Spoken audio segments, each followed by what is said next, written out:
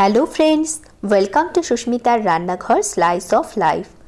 আজকের রেসিপি ভেটকি পাতুরি। এক একজন এক এক স্টাইলে বানিয়ে থাকেন এই ভেটকি পাতুরি।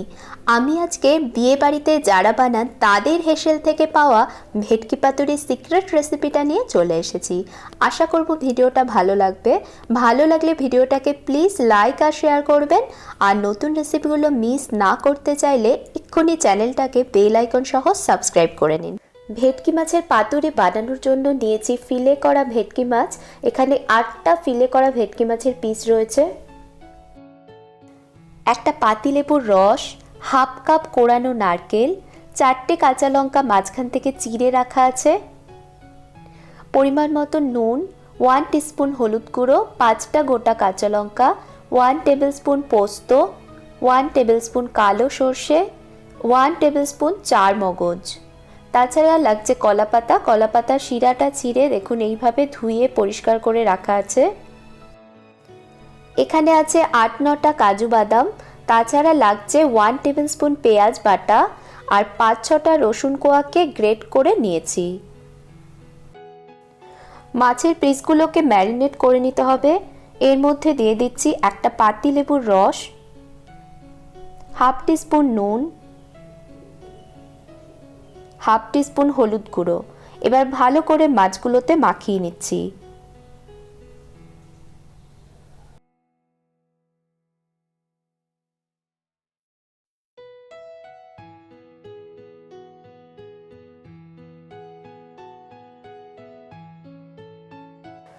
নুন, হলুদ, লেবুর রস দিয়ে ম্যারিনেট করা মাছগুলোকে 15 মিনিটের জন্য ঢাকা দিয়ে রেখে দিচ্ছি। একটা ব্লেন্ডার জার নিয়েছি, এর মধ্যে দিয়ে দিচ্ছি কালো সর্ষে। আমি কালো সর্ষে নিয়েছি, আপনারা কেউ চাইলে কালো সাদা দুরকম সর্ষে মিশিয়েও নিতে পারেন। দিয়ে দিলাম পোস্ত, চার মগজ, কাজু বাদাম, বেশ কয়েকটা কাঁচা লঙ্কা। ঝালটা নিজেদের পছন্দ অনুযায়ী বাড়িয়ে কমিয়ে নিতে পারেন। আর দিয়ে দিচ্ছি পরিমাণ মতো নুন। অল্প জল দিয়ে ব্লেন্ডার জারের ঢাকনা আটকে একটা স্মুথ পেস্ট বানিয়ে নিচ্ছি। কেউ চাইলে ব্লেন্ডার জারের বদলে শিলে বেটেও নিতে পারেন, তবে খেয়াল রাখবেন যেন এর মধ্যে কোনো রকম কোনো কিছু গোটা না থাকে। কলা পাতাগুলোকে অল্প আঁচে সেঁকে নিচ্ছি। এর ফলে এগুলো ভাজ করবার সময় ছিঁড়ে বা ফেটে যাবে না। পাতাগুলো নরম হয়ে যাবে, তাই ফোল্ড করতে সুবিধে হবে। তবে খেয়াল রাখবেন সেঁকবার সময় যেন পাতাগুলো পুড়ে না যায়। বিয়ে বাড়িতে সাধারণত কলা পাতাগুলোকে জলে সেদ্ধ করে নেওয়া হয়, কারণ পাতার পরিমাণ অনেক বেশি হয়। আপনারা সেটাও করতে পারেন। একটা মিক্সিং বোল নিয়েছি, এর মধ্যে দিয়ে দিচ্ছি কোড়ানো নারকেল, গ্রেট করা রসুন বাটা, পেঁয়াজ বাটা, সামান্য হলুদ গুঁড়ো আর অল্প নুন। নুনটা বুঝে দেবেন, কারণ মাছে নুন মাখানো আছে। আর বানানো সর্ষে কাজু চার মগজের পেস্টটাও দিয়ে দিচ্ছি, এতেও কিন্তু নুন দেওয়া আছে।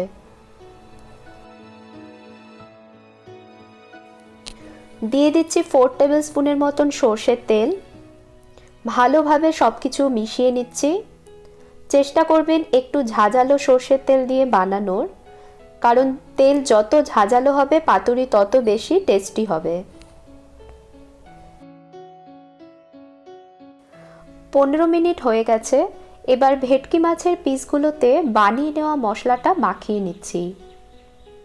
ভালোভাবে মাছগুলোকে মশলায় কোট করে নিতে হবে।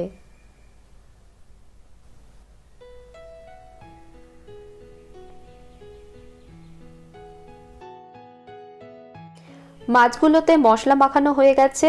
বেঁচে যাওয়া মশলাটাও আমি পরে ইউজ করব। মশলা মাখানো মাছের পিসগুলোকে আধ ঘন্টার জন্য ঢাকা দিয়ে রাখবো, যাতে মশলাগুলো ভালোভাবে মাছে ঢুকে যায়। আধ ঘন্টা পর একটা কলা পাতা নিয়ে এর ওপরে মশলা মাখানো একটা মাছের ফিলে দিয়ে তার উপর আরেকটা মশলায় কোট করা মাছ রেখে ওপরে একটা চেরা কাঁচা লঙ্কা দিয়ে দিচ্ছি। বেঁচে যাওয়া মশলা থেকে কিছুটা নিয়ে এর মধ্যে দিয়ে দিচ্ছি।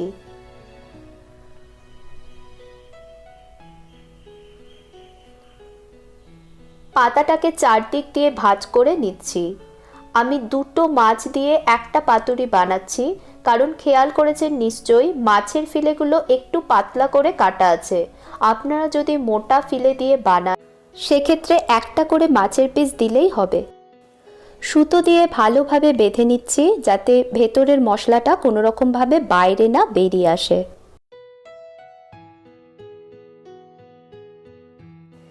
এইভাবে বাকি পাতুরিগুলো বানিয়ে নেব।